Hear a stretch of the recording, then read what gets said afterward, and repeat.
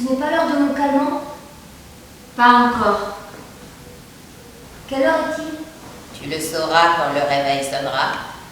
Quand il sonnera, ce sera trop tard. Pour resituer, il faut déjà dire qu'il s'agit d'une trilogie que j'appelle biblico-pop, où je travaille sur des mythologies et prophéties bibliques donc, et de la culture pop, dans l'idée de, comme je dis, remettre en boule en fait, présent, futur et passé. Éteins la lumière. Non, elle ne l'éteint pas. Philippe, éteins-la. Philippe, ne le fais pas. C'est une question d'économie, pas de principe. Je sais que le salaire du touche ici ne peut pas faire d'économie.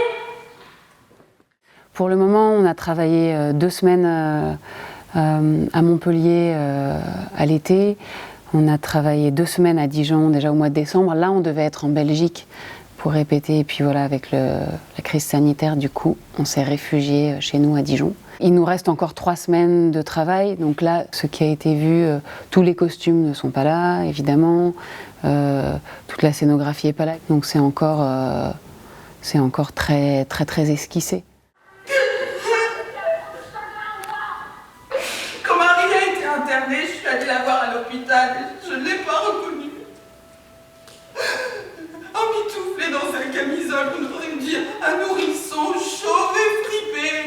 Sa figure était à moitié paralysée. Elle était pratiquement aveugle, presque sourde. Et elle n'arrêtait pas d'avoir des attaques. La source du travail, c'est mon rapport aux écrits chrétiens, et notamment aux écrits apocryphes chrétiens, aux écrits gnostiques. Donc je travaille sur Jésus et j'ai imaginé une situation. On se retrouve 1 an après la mort de Jésus. On peut dire que c'était une icône à la fois artistique et religieuse. Et les apôtres, qui sont à la fois un boys band d'artistes polyvalents et des activistes politiques, se retrouvent donc pour commémorer 1 an après la mort du leader charismatique dans une caverne que j'imagine être potentiellement la caverne de Platon. Et puis elle a répondu « Je sens que Dieu me guérit !»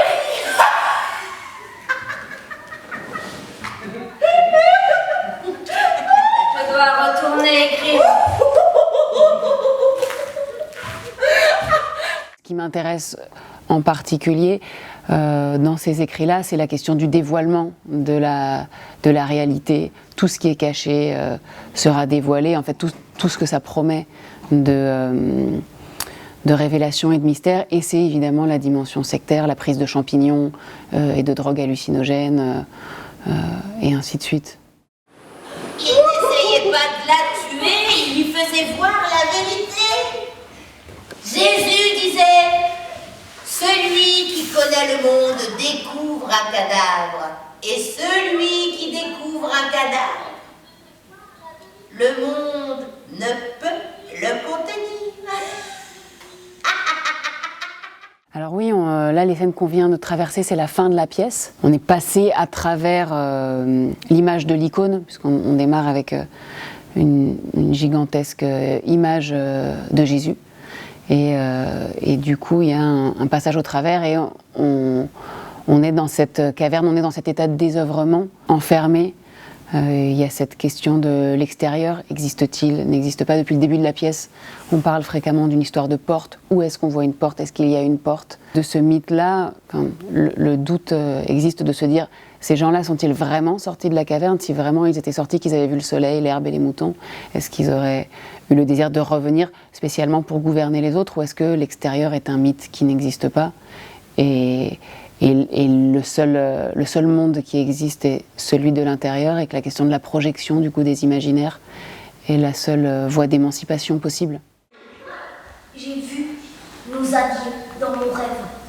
J'ai vu nos adieux enflammés. Peut-être c'était Dieu qui cherchait à te parler. Marthe, fous la paix à Dieu. Dieu n'existe pas. Il est stupide dans tous les cas. Si Dieu parle à Philippe plutôt qu'à toi, peut-être qu'il ne t'aime pas. Je préfère la théorie selon laquelle une intelligence non humaine, issue d'un autre système solaire, et ses